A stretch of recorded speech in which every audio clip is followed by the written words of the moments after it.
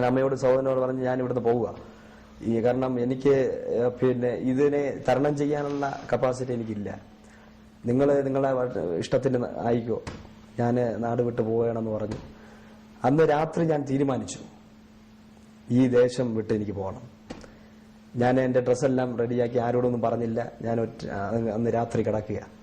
എന്നാൽ അന്ന് രാത്രി ഏകദേശം ഒരു 3 മണി സമയമായപ്പോൾ ആയിരക്കണക്കിന് ഒരു ട്യൂബ് ഇങ്ങനെ അതിൻ്റെ പ്രകാശം പോലെ കത്തി നിൽക്കുന്നത് പോലെ ഞാൻ കിടന്ന റൂമിനകത്ത് ഭയങ്കരമായൊരു പ്രകാശം വന്നിറങ്ങി. അതിനകത്ത് നിന്ന് ഞാൻ കാണുന്നത് ഒരു വെള്ളപ്പട്ട് പോലെ തലമുടിയുള്ള ഒരാളാണ്. അതിഭയങ്കരമായ ഒരു രൂപം. അത് അദ്ദേഹത്തിന്റെ കണ്ണുകളെ നോക്കാൻ എനിക്ക് സാധിക്കുന്നില്ല. ഞാൻ കിടക്കയിൽ കിടന്ന് വിറയ്ക്കാൻ തുടങ്ങി. ഞാൻ ഭയപ്പെടാൻ തുടങ്ങി. പെട്ടെന്ന് ആ രൂപം എന്നോട് പറഞ്ഞു, ഭയപ്പെടേണ്ട, ഞാൻ നിന്റെ കൂടെയുണ്ട്. ആ ഒരു ശബ്ദം ഞാൻ കേട്ടു. അദ്ദേഹം ആ രൂപം ഞാൻ കണ്ടു. അത് ഈ ആകാശം നിറഞ്ഞു നിൽക്കുക. അപ്പൊ അതിനു മുമ്പ് ഈ ദർശനം ആരംഭിക്കുന്നത് തന്നെ ലോകാവസാനം കാണിച്ചുകൊണ്ടാണ്. ലോകം അവസാനിക്കാൻ പോകുന്ന ആൾക്കാരെല്ലാം വീടുകൾക്കകത്ത് ഒളിച്ചിരിക്കുന്നു. ആകാശം ഇങ്ങനെ മാറിപ്പോകുന്നു. ഭയാനകമായ, ഒരിക്കലും നമുക്ക് വർണ്ണിക്കാൻ പറ്റാത്ത ഒരു അന്തരീക്ഷമാണ്. അതിനകത്ത് നിന്ന് ഞാനും ഒളിച്ചിരിക്കുക. അപ്പോഴാ ഈ രൂപം കണ്ടിട്ട് ആ രൂപം എന്നോട് പറയുക, ഭയപ്പെടേണ്ട, ഞാൻ നിന്റെ കൂടെയുണ്ട്. പെട്ടെന്ന് എൻ്റെ ഈ ശരീരത്തിലൂടെ ഈ കറണ്ട് പാസ് ചെയ്യുന്നത് പോലെ ഒരു ശക്തി കടന്നുപോയി. ഞാൻ ഓട്ടോമാറ്റിക്കായിട്ട് ആ ബെഡിൽ നിന്ന് എഴുന്നേറ്റു. ഞാൻ മുഴങ്കാലും അടക്കി പ്രാർത്ഥിച്ചുകൊണ്ടിരുന്നപ്പോൾ എൻ്റെ സഹോദരനും അമ്മയും ഓടി വന്നു. അവർ ഈ ശബ്ദം കേട്ട് ഓടി വന്നു. ഞങ്ങൾ പിന്നെ ഒരുമിച്ച് അങ്ങോട്ട് ആരാധിക്കാൻ തുടങ്ങി. ഒരുമിച്ച് പാട്ട് പാടി പ്രാർത്ഥിച്ച് ആരാധിച്ചു. ശക്തമായിട്ട് ആ വിശ്വാസം. പിന്നെ ഞങ്ങൾ 3 പേരും ഒരുമിച്ച് ചർച്ചിൽ പോകാൻ തുടങ്ങി. അപ്പൊ പിന്നെ അതിനേക്കാൾ അധികം ഭയങ്കര പ്രശ്നമായി. നാട്ടുകാരെല്ലാം ഒരുമിച്ച് കൂടി, ബന്ധുക്കൾ എല്ലാവരും ഒരുമിച്ച് കൂടി. പിന്നെ എത്രയും വേഗം ഞങ്ങളെ കൊല്ലണം എന്നുള്ള ഒരൊറ്റ ഇതിലായിരുന്നു. അപ്പൊ ഞാൻ എൻ്റെ ഒരു ജീവിതത്തിലെ ഒരു അനുഭവം, നമ്മളൊക്കെ പലപ്പോഴും ദൈവത്തെ അന്വേഷിച്ച് അതുവരെ ഞാൻ നടന്നു. ഞാൻ അന്ന് വരെ ഞാൻ ദൈവത്തെ അന്വേഷിച്ച് കിടക്കുകയായിരുന്നു. പക്ഷെ ഒരു ദൈവം എന്നെ അന്വേഷിച്ചു വന്നു ആദ്യമായിട്ട്. അതാണ് യേശു ക്രിസ്തു. നമ്മൾ പലപ്പോഴും ദൈവങ്ങളെ അന്വേഷിച്ചു വരുന്നു, വിടുതലിന് വേണ്ടി, സൗഖ്യത്തിന് വേണ്ടി, കടഭാരങ്ങൾക്ക് വേണ്ടി. എന്നാൽ കടഭാരം മാറുന്നതോ രോഗം മാറുന്നതോ മറ്റ് വിടുതലുകൾ സംഭവിക്കുന്നതോ അല്ല യഥാർത്ഥത്തിൽ ഒരു ക്രിസ്തീയ ഒരു വ്യക്തിക്ക് സംഭവിക്കുന്നത്. ദൈവത്തെ കണ്ടുമുട്ടുന്നതാണ് ഏറ്റവും വലിയ കാര്യം. രക്ഷകനെ കണ്ടുമുട്ടുന്നതാണ് വലിയൊരു കാര്യം. ഇന്ന് ഞങ്ങൾക്ക് കടഭാരങ്ങളൊന്നും ഒരു വിഷയമല്ല, രോഗം ഒരു വിഷയമല്ല, പട്ടിണി ഒരു വിഷയമല്ല. യേശുവിനെ കണ്ടതിന് ശേഷം അതിനു മുമ്പ് ഞങ്ങൾക്ക് പട്ടിണി ഒരു വിഷയമായിരുന്നു, രോഗങ്ങൾ ഒരു വിഷയമായിരുന്നു, കടഭാരം വലിയൊരു വിഷയമായിരുന്നു. പിന്നെ ഇതിനെല്ലാം കവിയുന്ന ഒരു വലിയ സമാധാനം. യേശുവിനെ കണ്ടതോടുകൂടി ഒന്നും ഒരു വിഷയമല്ലാതാവുക. പിന്നെ ഭയങ്കര ഒരു സന്തോഷം, ഒരു സമാധാനം ഞങ്ങളുടെ അകത്തേക്ക് ഇങ്ങനെ ഇറങ്ങി വന്നു. ഞാൻ പറയട്ടെ, 9 വർഷക്കാലം ഓരോ ദിവസവും രാവിലെ മുതൽ വൈകുന്നേരം വരെ പ്രതികൂലങ്ങളാണ്. കാരണം ഞങ്ങളെ നിന്ദിക്കുന്നവർ ഞങ്ങളെ കല്ലെറി, വീടിനകത്ത് കയറി ഉപദ്രവിച്ചിട്ടുണ്ട്. വഴിയിൽ കൂടി നടന്നു പോകുമ്പോൾ ഞങ്ങളെ കല്ലെറിഞ്ഞിട്ടുണ്ട്. ഞങ്ങളെ കണ്ടപ്പോൾ ഞങ്ങളെ ബഹുമാനിച്ചിരുന്ന ആൾക്കാർ ഞങ്ങളെ കാറി തുപ്പിയിട്ടുണ്ട്. ഞങ്ങൾക്കെതിരായി ഏകദേശം 5 കിലോമീറ്റർ ദൂരത്തിൽ എൻ്റെ സഹോദരന്റെ പേര് ഷിജു എന്ന് എഴുതിയിട്ട് മത്തായി, എൻ്റെ പേര് ശ്രീജു ഫിലിപ്പോസ്, എൻ്റെ മാതാവിന്റെ പേര് ശാന്താകുമാരി എന്ന് എഴുതിയിട്ട് മറിയാമ്മ, പോസ്റ്ററുകൾ 5 കിലോമീറ്റർ ദൂരത്തിൽ ഒട്ടിച്ചു. കാരണം ഇങ്ങനെ ഞങ്ങളെ നാണം കെടുത്തിയാൽ ഞങ്ങൾ യേശുവിനെ തള്ളി പറയുമെന്ന് അവർ വിചാരിച്ചു. പക്ഷെ മഹിമ കണ്ട സാക്ഷി ഒരിക്കലും യേശുവിനെ തള്ളി പറയില്ല. അതൊരു മിഥ്യാധാരണയാണ്. ആരെങ്കിലും യേശുവിനെ അറിഞ്ഞു കഴിയുമ്പോൾ വെട്ടും കുത്തും കൊലപാതകം ചെയ്യും, അല്ലെങ്കിൽ നിന്നെ തട്ടിക്കളയും, അല്ലെങ്കിൽ നാണം കെടുത്തി കളഞ്ഞാൽ അവർ വരുമെന്ന് പറഞ്ഞാൽ യേശുവിന്റെ മഹത്വവും കണ്ട അല്ലെങ്കിൽ മഹിമ കണ്ടവൻ ഒരിക്കലും അത് തള്ളി പറയത്തില്ല. പക്ഷെ ഇന്ന് ഞാൻ പല സ്ഥലങ്ങളിൽ ശുശ്രൂഷിക്കാനൊക്കെ പോകുമ്പോൾ ചില വിശ്വാസികളും ചില ക്രിസ്ത്യാനികളും വന്ന് പറയാറുണ്ട്, പിന്നെ അയ്യോ പാസ്റ്റർ, എന്റെ പാസ്റ്റർ അങ്ങനെയുണ്ട്, എന്റെ സഭ ഇങ്ങനെയാണ്, എന്റെ ഇന്ന വിഷയങ്ങളാണ്, ഞങ്ങൾക്ക് വിശ്വാസത്തിൽ നിൽക്കാൻ പറ്റുന്നില്ല എന്ന് പറയാറുണ്ട്. അവരോട് എനിക്ക് ഒരു ചെറിയ ഉദാഹരണം പറയാറുള്ളൂ. കാരണം എനിക്ക് ഒരു ചെറിയ സ്റ്റോറി ഉണ്ട്. ഈ സാധാരണ ഒരു ലൈനിൽ ഉള്ള നായി ഒരു കള്ളനെ കണ്ടു കുരയ്ക്കും.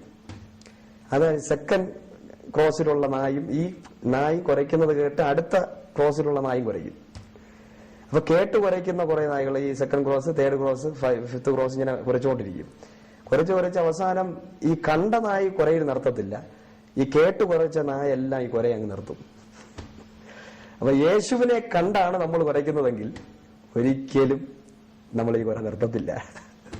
കർത്താവിനെ കണ്ടിറങ്ങിയവൻ സഭ നോക്കത്തില്ല, ചർച്ചിലെ പ്രശ്നം നോക്കത്തില്ല, പാസ്റ്ററുടെ ബലഹീനത നോക്കത്തില്ല, ഈ ആത്മീയ ലോകത്തുള്ള വിഷയങ്ങൾ നോക്കത്തില്ല. അവൻ യേശുവിനെ നോക്കിപ്പോവും. ഞങ്ങളെ അനുഭവം 17 വർഷമായി ഞങ്ങൾ വിശ്വാസത്തിൽ വന്നിട്ട് ഞങ്ങൾ യേശുവിനെ നോക്കി പോയതുകൊണ്ട് ഞങ്ങൾ ഇന്നും നിൽക്കുക. യോഹന്നാൻ പറയുന്ന പോലെ ഞങ്ങൾ കണ്ടതും ഞങ്ങൾ കേട്ടതും ഞങ്ങൾ സ്പർശിച്ചതുമായ ജീവന്റെ വചനം. അതെ, വ്യക്തിപരമായ ഒരു അനുഭവമാണ്. അതെ, വ്യക്തിപരമായി യേശുവിനെ തൊട്ടവർ കണ്ടവർ അനുഭവിച്ചതുകൊണ്ട് അവർക്ക് ഒരിക്കലും പുറകോട്ട് പോകാൻ സാധ്യമല്ല. പുറകോട്ട് പോകാൻ പറ്റത്തില്ല. കാരണം ഞങ്ങൾ ചെന്ന് അന്വേഷിച്ചതല്ല, യേശു ഞങ്ങളെ ഇറങ്ങി വന്ന് വിടുവിച്ചത്. വേർതിരിച്ചു വിളിച്ചു വേർതിരിച്ചെന്നല്ല. റോമർക്കെഴുതിയ 1-ാം അധ്യായം 3 പറയുന്നു, വേർതിരിച്ചു വിളിച്ചു. പലരും പറയുന്നുണ്ട് വിളിച്ചു വേർതിരിച്ചവരുന്ന്. വേർതിരിക്കപ്പെട്ടത് അമ്മയുടെ ഗർഭത്തിൽ വെച്ചേ ഞങ്ങളെ വേർതിരിച്ചു ദൈവം.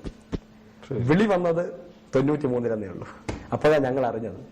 അപ്പോൾ ഞാൻ ചിന്തിക്കുന്നത്, എന്റെ പിതാവ് ആ സംഘടനയ്ക്ക് വേണ്ടി ആയിരുന്ന സമയത്ത് 6-7 പ്രാവശ്യം എന്റെ പിതാവിനെ കൊല്ലുവാൻ നോക്കിയപ്പോഴും എന്റെ പിതാവിനെ അവർക്ക് കൊല്ലാൻ സാധിക്കാതിരുന്നത് ഇന്ന് എന്റെ പിതാവ് ലോകരാജ്യങ്ങൾ യേശുവിനെ മഹത്വപ്പെടുത്താൻ വേണ്ടിയായിരുന്നു. ഇന്ന് ഞാൻ ശ്രീജു എന്ന ഞാന് 100 കണക്കിന് പ്രാവശ്യം ആത്മഹത്യക്ക് ശ്രമിച്ച ആളാണ്. ഇന്ന് ഞാൻ ജീവനോടുകൂടി ഇരിക്കുന്നതിന് കാരണം യേശു എന്നെ അമ്മയുടെ ഗർഭത്തിൽ വെച്ച് വേർതിരിച്ചു. ഭാഷന്മാരോ സഭയോ അല്ല ഞങ്ങളെ വിളിച്ചത് യേശുവാണ്. ഞാൻ ഇന്നും പറയാറുണ്ട്, കർത്താവ് മേഘാരുടനായി വരുമ്പോൾ IPC-കാർക്ക് 15 സീറ്റ്, AG-കാർക്ക് 40 സീറ്റ്, ഇവിടെയുള്ള ഓരോ സഭയ്ക്ക് 50 സീറ്റ് 40 സീറ്റ് എന്ന് കൊടുക്കാനൊന്നും അല്ല യേശു വരുന്നത്. യേശുവിനെ മഹിമ കണ്ട് ജീവിക്കുന്നവനെ വിളിക്കാനാണ് യേശു വരുന്നത്. അതിൽ വിശ്വസിക്കുന്നവരാണ് ഞങ്ങൾ. ഞങ്ങളോട് ഒരിക്കലും ഒരാൾ ചോദിച്ചു, നിങ്ങൾക്ക് ഏത് സംഘടനയാണ് സപ്പോർട്ട് ചെയ്യുന്നത്? ഞങ്ങൾ പറഞ്ഞു, സ്വർഗത്തിൽ നിന്നാണ് ഞങ്ങൾ സപ്പോർട്ട്. ആ സ്വർഗത്തിൽ നിന്നുള്ള സപ്പോർട്ട് ഉള്ളത് കൊണ്ട് ഇന്ന് ഞങ്ങൾ ജീവിക്കുക. സംഘടനയുടെ സപ്പോർട്ട് ആയിരുന്നെങ്കിൽ ഞങ്ങൾ എന്നേ പിന്മാറിപ്പോയല്ലേ. ഹല്ലേലൂയ. അതുകൊണ്ട് ഞങ്ങൾ ഞാൻ ആദ്യം ചിന്തിച്ചത്, യേശുവിൽ വന്ന സമയത്ത് ഞാൻ ചിന്തിച്ച എന്റെ അനുജൻ പലപ്പോഴും ഭാഷന്മാർ വന്ന് പറഞ്ഞു, ഈ ചിലരൊക്കെ ചിന്തിക്കാറുണ്ട് വാസ്തവത്തില് ഈ അമേരിക്കയിൽ നിന്നോ മറ്റു സ്ഥലങ്ങളിൽ നിന്നൊക്കെ ചില പ്രത്യേക നിലയിൽ പണം കൊടുക്കുന്നതുകൊണ്ടാണ് ഇങ്ങനെ ആളുകൾ ഈ പെന്തിക്കോസിലേക്കൊക്കെ വരുന്നതെന്ന് പറയാറുണ്ട്. ഞങ്ങള് ഇറങ്ങിയ സമയത്ത് മൈക്ക് വെച്ച് കെട്ടി മതപ്രസംഗം നടത്തിയതാണ്. ആൾക്കാർ പറഞ്ഞു, അമേരിക്കയിൽ നിന്നും പണം വാങ്ങിച്ചുകൊണ്ട് റോസ് ചന്ദ്രന്റെ മക്കളും പെന്തക്കോസുകാരായി. അന്നും ഞങ്ങൾ ഒരാഴ്ചയായി പട്ടിണിയായിരുന്നു. ഞങ്ങൾ ആഴ്ചകൾ പട്ടിണി കിടക്കും. ഞങ്ങൾ പ്രാർത്ഥിക്കുമ്പോൾ ഞങ്ങൾക്ക് അറിഞ്ഞുകൂടാത്ത ആൾക്കാരുടെ വീടുകളിൽ ഇരിക്കുമ്പോൾ അവരോട് ആത്മാവ് പറയും, എന്റെ മക്കൾ ഇതുപോലെ പട്ടിണി കിടക്കുകയാണ്, നിങ്ങൾ ചെല്ലുക, ഇത്ര സാധനങ്ങൾ വാങ്ങിച്ചു കൊടുക്കുക. എത്രയോ നാളുകൾ ആഴ്ചകൾ പട്ടിണി കിടന്നിട്ട് ഞങ്ങൾ പട്ടിണി കിടക്കുമ്പോൾ വെളിയിലിറങ്ങി ഒരു വീട്ടിൽ ഞങ്ങൾ പോകത്തില്ല. ഞങ്ങൾ കർത്താവിനോട് പ്രാർത്ഥിക്കും. ഈ അത്ഭുതങ്ങളെ ദൈവത്തെ രുചിച്ചറിഞ്ഞുകൊണ്ടാണ് ഈ മാർഗത്തിൽ നിന്നും അതെ, ഞങ്ങൾ രക്ഷയുടെ അനുഭവത്തിൽ നിന്ന് അന്ന് മുതൽ രാവും പകലും വിശ്വാസം അത്ഭുതങ്ങളാണ്. ആദ്യം ഞാൻ ഈ യേശുവിനെ അറിയുന്നതിന് മുമ്പ് ഞാൻ ഇങ്ങനെ ചിന്തിച്ചു, എന്റെ അനുജൻ രക്ഷിക്കപ്പെട്ടു, എന്റെ അമ്മ രക്ഷിക്കപ്പെട്ടു, അങ്ങനെയാണെങ്കിൽ എനിക്കും തീർച്ചയായിട്ടും അവര് സ്വർഗത്തിൽ പോകുന്ന, അപ്പൊ സ്വർഗം നരകത്തെ കുറിച്ചൊക്കെ പാഷ പറഞ്ഞപ്പോൾ ഞാൻ ചിന്തിച്ചു, സ്വർഗവും നരകവും കാണും ശരിയാ, പക്ഷെ എന്റെ അച്ഛൻ എന്റെ ബ്രദർ, എന്റെ അമ്മയൊക്കെ രക്ഷിക്കപ്പെട്ടല്ലോ, അതുപോലെ ഞാൻ ഇവർക്കൊരു സപ്പോർട്ടായിട്ട് നിൽക്കാം. അങ്ങനെ ചിന്തിച്ചത്. പക്ഷേ ഒരു ദൈവദാസൻ വന്ന് എന്നോട് ഒരു കഥ പറഞ്ഞു. അദ്ദേഹം ഒരു വീട്ടിൽ പോയി, ഒരു അച്ഛനാണ് അദ്ദേഹം, സ്ഥിരമായിട്ടൊരു വീട്ടിൽ പോകുമായിരുന്നു. വീട്ടിൽ പോയി ആ വീട്ടിലെ ഒരു സഹോദരി രക്ഷിക്കപ്പെട്ടു, യേശുവിനെ അറിഞ്ഞു. പിന്നീട് ആ സഹോദരി സിസ്റ്ററിന്റെ ബ്രദറിനെ എന്നോട് സുവിശേഷം പറയാൻ നോക്കി. എന്നാൽ ഇദ്ദേഹത്തെ കിട്ടുന്നില്ല. ഒരുപാട് ദിവസം ശ്രമിച്ചിട്ടും കിട്ടാതായപ്പോൾ ഒരു ദിവസം ഓടിച്ചിട്ട് പിടിച്ച് അച്ഛൻ സുവിശേഷം പറഞ്ഞു കൊടുത്തപ്പോൾ അദ്ദേഹം പറഞ്ഞു, അച്ഛോ, ഞാൻ എന്റെ സഹോദരി രക്ഷിക്കപ്പെട്ടു, അവള് ഇപ്പൊ യേശുവിന്റെ മണവാട്ടിയാ. അങ്ങനെയാണെങ്കിൽ യേശു എന്റെ ആരാ? യേശു എന്റെ അളിയനാ. അപ്പം തീർച്ചയായിട്ടും എനിക്ക് ഒരു സീറ്റ് ഉറപ്പാ സ്വർഗത്ത് എന്ന് പറഞ്ഞതുപോലെ ഇന്നും പലരും വീട്ടിലെ ഭാര്യയും ഭർത്താവും സഹോദരങ്ങളൊക്കെ രക്ഷിക്കപ്പെട്ടിട്ടുണ്ട്. അപ്പൊ അവരെ കൂടെ അവർ സ്വർഗത്തിൽ പോകുമ്പോൾ എനിക്കും സ്വർഗത്തിൽ പോവാം എന്ന് ചിന്തിക്കുന്ന ആൾക്കാരുണ്ട്.